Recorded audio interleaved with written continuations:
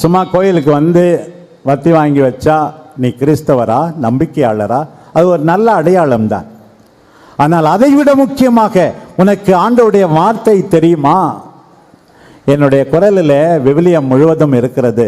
பழைய ஏற்பாடு 100 மணி நேரம், புதிய ஏற்பாடு 26 மணி நேரம். யாருமே பைபிள் தெரியாது என்று சொல்லக்கூடாது. ஏனென்றால் இந்த மனித குல மாணிக்கம் இறைவனுடைய வார்த்தையை கேட்டதால், தியானித்ததால், தெரிந்ததால் வாழ்ந்தவர் என்பதை மறந்துவிடக்கூடாது.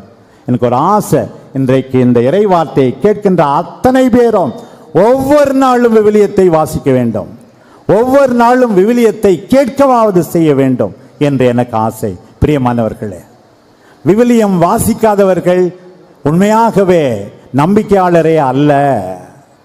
விவிலியம் தெரியாதவர்கள் நம்பிக்கையாளர்களே அல்ல என்று